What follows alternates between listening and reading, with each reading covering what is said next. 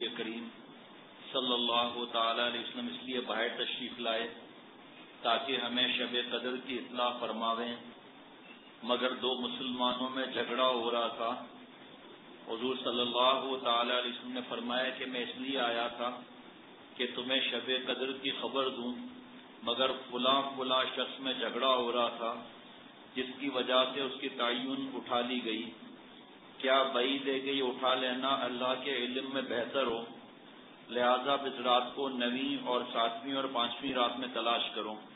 حضرت عبادہ رضی اللہ تعالیٰ عنہ کہتے ہیں کہ نبی کریم صلی اللہ تعالیٰ علیہ وسلم اس لیے باہر تشریف لائے تاکہ ہمیں شب قدر کی اطلاع فرماویں، مگر دو مسلمانوں میں جھگڑا ہو رہا تھا۔ حضور صلی اللہ تعالیٰ علیہ وسلم نے فرمایا کہ میں اس لیے آیا تھا کہ تمہیں شب قدر کی خبر دوں، مگر فلاں فلاں شخص میں جھگڑا ہو رہا تھا جس کی وجہ سے اس کی تعین اٹھا لی گئی۔ کیا بعید ہے کہ یہ اٹھا لینا اللہ کے علم میں بہتر ہو، لہذا اس رات کو 9ویں اور 7ویں اور 5ویں رات میں تلاش کرو۔ حضرت شیخ اس کی تشریح میں فرماتے ہیں کہ اس میں سب سے قابل غور بات یہ ہے کہ سب سے اہم ہے وہ جھگڑا ہے جو اس قدر سخت بری چیز ہے کہ اس کی وجہ سے ہمیشہ کے لیے شب قدر کی تعین اٹھا لی گئی، اور صرف یہی نہیں بلکہ جھگڑا ہمیشہ برکات سے محرومی کا سبب ہوا کرتا ہے۔ نبی کریم صلی اللہ تعالی علیہ وسلم کا ارشاد ہے کہ تمہیں نماز، روزہ، صدقہ وغیرہ سب سے افضل چیز بتلاؤں؟ صحابہ رضوان اللہ علیہ مجمعین نے عرض کیا ضرور۔ حضور صلی اللہ تعالی علیہ وسلم نے فرمایا کہ آپس کا سلوک سب سے افضل ہے، اور آپس کی لڑائی دین کو مونڈنے والی ہے۔ اس کا مطلب یہ نہیں کہ فرض، واجب اور سنت موقدہ کو چھوڑ دیا جائے، آپس کی لڑائی دین کو مونڈنے والی ہے، یعنی جیسے استرے سے سر کے بال ایک دم صاف ہو جاتے ہیں، فرمایا کہ لڑائی سے دین بھی اسی طرح صاف ہو جاتا ہے۔ دنیا دار دین سے بے خبر لوگوں کا کیا ذکر، جبکہ بہت سی لمبی لمبی تسبیحاں پڑھنے والے اور دین کے دعوے دار بھی ہر وقت آپس کی لڑائی میں مبتلا رہتے ہیں۔ اول حضور صلی اللہ تعالی علیہ وسلم کے ارشاد کو غور سے دیکھیں اور پھر اپنے اس دین کی فکر کریں جس کے گھمنڈ میں صلح کے لیے جھکنے کی توفیق نہیں ہوتی۔ روزے کے آداب میں گزر چکا ہے کہ نبی کریم صلی اللہ تعالی علیہ وسلم نے مسلمانوں کی آبرو ریزی کو بدترین سود اور خبیث ترین سود ارشاد فرمایا ہے، لیکن ہم لوگ لڑائی کے زور میں نہ مسلمانوں کی آبرو کی پرواہ کرتے ہیں، نہ بہتان لگانے کی فکر، نہ بدگمانی کی فکر، نہ غیبت کی فکر، نہ اللہ اور اس کے سچے رسول صلی اللہ تعالی علیہ وسلم کے ارشادات کا خیال۔ خود اللہ تعالیٰ فرماتے ہیں کہ اور نزاع مت کرو ورنہ کم ہمت ہو جاؤ گے اور تمہاری ہوا اکھڑ جائے گی۔ آج وہ لوگ جو ہر وقت دوسروں کا وقار گھٹانے کی فکر میں رہتے ہیں، تنہائی میں بیٹھ کر غور کریں کہ خود وہ اپنے وقار کو کتنا صدمہ پہنچا رہے ہیں اور اپنی ان ناپاک اور کمینی حرکتوں سے اللہ تعالیٰ کی نگاہ میں کتنے ذلیل ہو رہے ہیں، اور پھر دنیا کی ذلت الگ۔ نبی کریم صلی اللہ تعالی علیہ وسلم کا ارشاد ہے کہ جو شخص اپنے مسلمان بھائی سے 3 دن سے زیادہ چھوٹ چھٹاؤ رکھے، اگر اس حالت میں مر گیا تو سیدھا جہنم میں جاوے گا۔ ایک حدیث میں ارشاد ہے کہ ہر پیر و جمعرات کے دن اللہ کی حضوری میں بندوں کے اعمال پیش ہوتے ہیں، اللہ تعالیٰ کی رحمت سے نیک اعمال کی بدولت مشرکوں کے علاوہ اوروں کی مغفرت ہوتی رہتی ہے، مگر جن دو میں جھگڑا ہوتا ہے ان کے مغفرت کے متعلق ارشاد ہوتا ہے کہ ان کو چھوڑے رکھو جب تک صلح نہ ہو۔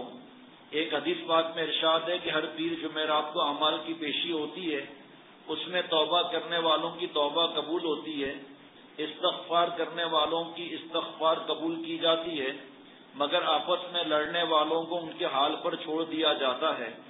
ایک جگہ ارشاد ہے کہ شب برات میں اللہ تعالیٰ کی رحمت عامہ مخلوق کی طرف متوجہ ہوتی ہے اور ذرا ذرا سے بہانے سے مخلوق کی مغفرت فرمائی جاتی ہے، مگر 2 شخصوں کی مغفرت نہیں ہوتی، ایک کافر، دوسرا وہ جو کسی سے کینہ رکھے۔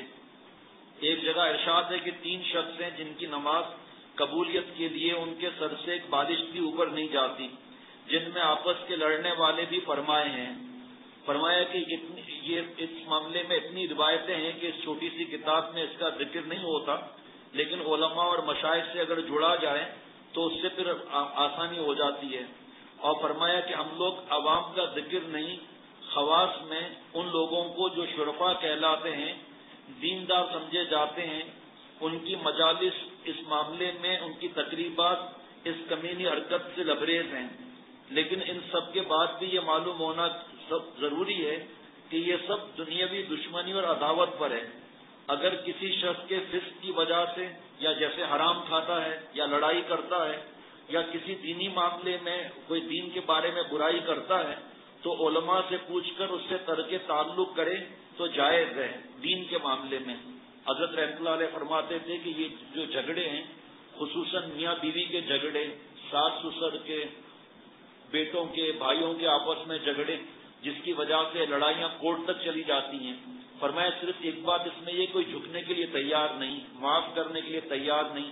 حضرت رحمۃ اللہ علیہ سے ایک حدیث بات سنی جس کا مفہوم یہ ہے کہ اگر کوئی بھائی کسی سے معافی مانگے اور وہ اسے معاف نہ کرے تو محبوب صلی اللہ تعالی علیہ وسلم فرماتے ہیں کہ میرے حوض کوثر پر نہیں آنے دیا جائے گا. سوڈان کے ایک مہمان بیٹھے تھے، حضرت کی خدمت میں خادم تھے. انہوں نے عرض کیا کہ حضرت معاف نہ کرنے پر اتنی بڑی سزا. تو حضرت رحمۃ اللہ علیہ نے فرمایا کہ معاف کرنا اللہ تعالیٰ کی صفت ہے. اللہ تعالیٰ اپنی صفت میں سے ایک ذرے کی بھیک دے رہے ہیں اور یہ اکڑ کر کہتا ہے میں معاف کرنے کے لیے تیار نہیں ہوں، معاف کرنے میں تیار نہیں ہوں. تو فرمایا پھر آسمان سے معافی کا جو طلبگار ہے تو پھر سوچے کہ جب دوسروں کو معاف نہیں کرتا تو پھر کیا. اور فرمایا کہ اگر اپنی 1000 خطائیں معاف کرانی ہیں، اگر اپنی لاکھوں خطاؤں کو معاف کرانا ہے تو بندے اور بندیوں کی اور بیوی کی ہزاروں خطاؤں کو معاف کریں، اللہ تعالیٰ انشاءاللہ فضل فرما دیں گے. اور حضرت والا رحمۃ اللہ علیہ فرماتے تھے کہ اللہ تعالیٰ کی محبت کس بندے کے ساتھ ہے، اللہ تعالیٰ کی محبت کس بندے کے ساتھ ہے. حضرت سید احمد رفاعی رحمۃ اللہ علیہ ارشاد فرماتے ہیں کہ اللہ تعالیٰ جس بندے سے محبت فرماتے ہیں، نمبر 1 اس کے عیوب اس کو دکھا دیتے ہیں جو خود اس کے اندر ہوتے ہیں. جس سے اللہ تعالیٰ محبت کرتے ہیں اس کو پہلا انعام یہ ملتا ہے کہ اپنے عیوب پر نظر رکھے گا، عیبوں پر، دوسروں کے عیبوں پر نظر نہیں رکھے گا. حضرت شاہ رولق صاحب رحمۃ اللہ علیہ کی قبر کو اللہ تعالیٰ نور سے بھر دے.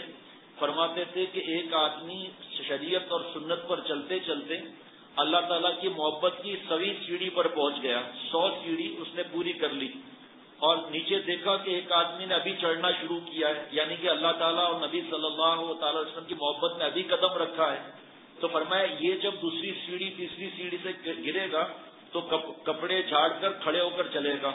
اور فرمایا دوسرے کو حقیر سمجھنے کی وجہ سے، ان کے عیبوں پر نظر رکھنے کی وجہ سے اگر ہم اس 100 سیڑھی سے گرے تو پلستر بندھا ہوا ہوگا، 6 مہینے تک اسپتال میں ہوں گے جب تک وہ آگے بڑھ جائے گا.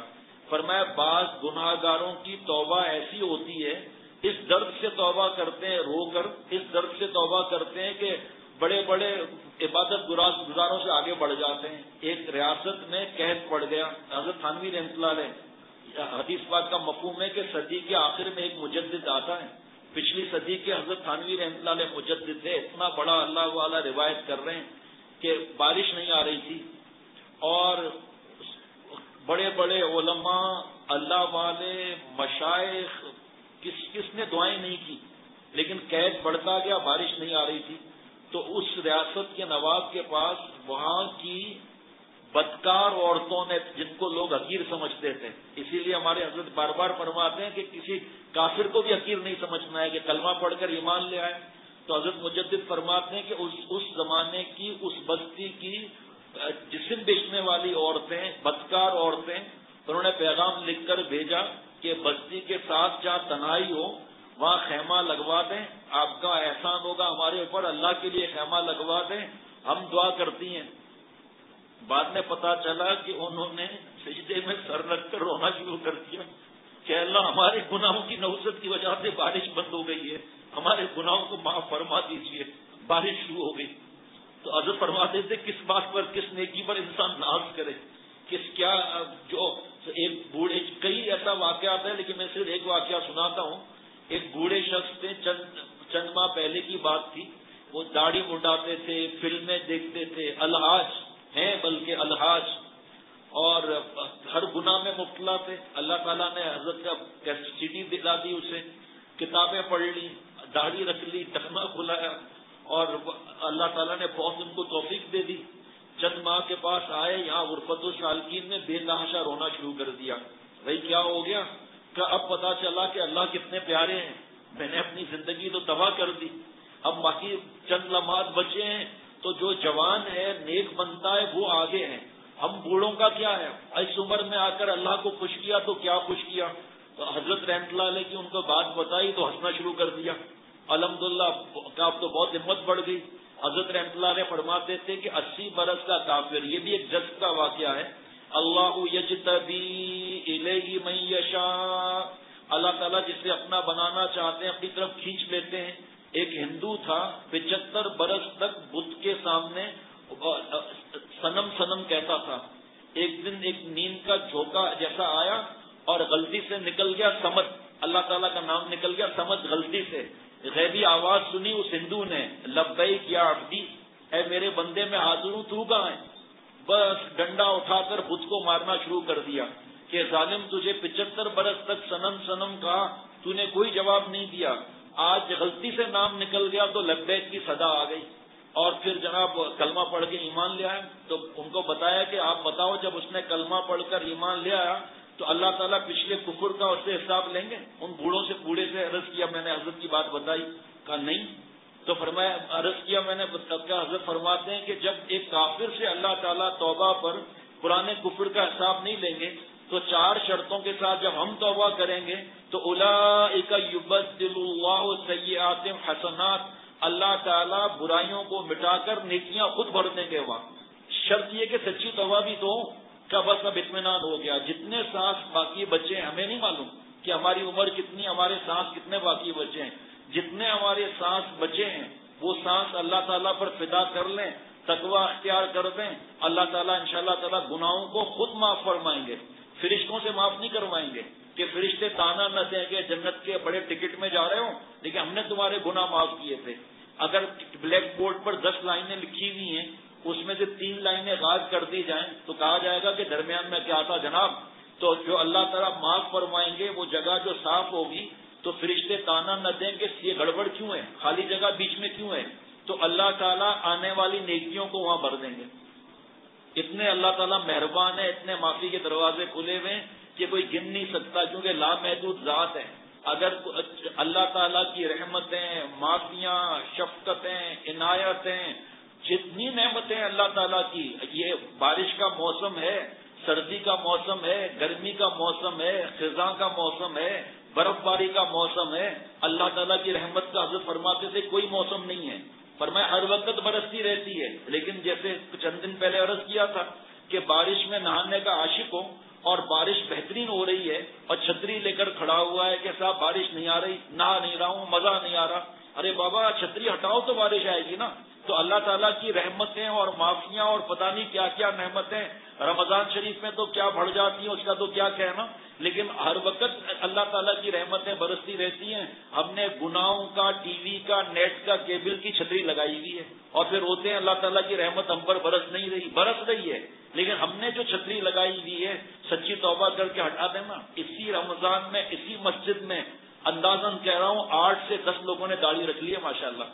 اس سے کیا ثابت ہوتا ہے؟ اس سے ثابت ہوتا ہے گو موجود ہے ہر دل میں عشق کا دفینہ خزانہ، گو موجود ہے ہر دل میں عشق کا دفینہ، ملتا نہیں کبھی یہ بے خون و پسینہ. داڑھی دل میں ہے لیکن الحمدللہ اللہ تعالیٰ کی رحمت سے نکل آئی. اللہ تعالیٰ کے معرفت کے خزانے حضرت تھانوی رحمۃ اللہ علیہ فرماتے تھے کہ سیل بند مٹ کے اللہ تعالیٰ کی معرفت اور عشق موجود ہیں. فرمایا کہ کوئی پینے والا چاہیے، دل میں موجود ہے خسارہ ولایت کا خزانہ موجود ہے. بس ایک دفعہ حضرت ایک پیر میں ایک دوست میرے ساتھ گئے، پہلی دفعہ داڑھی نہیں تھی ان کی، شروع سے ہی داڑھی نہیں تھی ان کی، اچھی عمر تھی ان کی. تو حضرت پیر کا دن کا بیان فرما رہے تھے کہ جہاز اگر لینڈ کرنے والا ہو اور کہے کہ سنائے کہ آپ کہتے ہیں کہ محبت اللہ کی دل میں ہونی چاہیے، داڑھی ہماری دل میں ہے، اور اعلان کیپٹن کرے کہ پہیے نہیں کھل رہے آپ کو اندر کی چیز زیادہ پسند ہے اس لیے پہیے اندر ہی ہیں، کیا کریں گے؟ فرمایا دھاڑے مار مار کے کلمہ پڑھنا شروع کر دیں گے۔ اس لیے فرمایا مالک کی محبت چھپانے کے لیے نہیں ہوتی، ظاہر کرنے کے لیے ہوتی ہے، اللہ تعالیٰ کو دکھانا ہے۔ اللہ تعالیٰ فرشتوں سے فرمائیں گے ان پر ہنسے تھے، دیکھو ہمیں دیکھے بغیر کس طرح یاد کرتے ہیں۔ تو جب ہم لوگ خانقاہ میں آ گئے بیان ختم کرنے کے بعد، جب حضرت داخل ہوئے تو بائیں ہاتھ کی طرف وہ آدمی کھڑے تھے، تو حضرت والا رحمۃ اللہ علیہ نے ان کے گال پر ہاتھ پھیر کر فرمایا کہ میاں یہ بات کب نکلے گا یا دل میں رہے گا؟ تو حضرت نکل گئی داڑھی، بس داڑھی کا ارادہ کر لیا۔ اب ایک مٹھی جب تک آئے ثواب وہی ایک مٹھی کی نیت کی وجہ سے ملے گا۔ بنگلہ دیش میں کئی برس تک حضرت جاتے رہے، چھٹا یا ساتواں برس تھا تو حضرت نے ایک آدمی کے گال پر ہاتھ پھیرے اور روتے ہوئے فرمایا کہ ہمارے کھاد پانی میں کمی ہے جو آپ کی داڑھی نہیں آ رہی، ہمارے ہی بیان میں اخلاص نہیں ہے۔ تو اس نے رونا شروع کر دیا کہ حضرت کھاد پانی میں کوئی کمی نہیں ہے، کمی مجھ میں ہے، میں آج سے داڑھی رکھنے کا ارادہ کرتا ہوں۔ مخلوق کام نہ آئے گی، عزت ذلت کس کے ہاتھ میں ہے، رزق کس کے ہاتھ میں ہے، خاتمہ ایمان پر کس کے ہاتھ میں ہے، نعمتیں جنت کی کس کے ہاتھ میں ہے۔ اتنی بڑی طاقت والے کو ناراض کر کے مخلوق کو خوش کریں گے تو مخلوق ہمیں کیا دے گی؟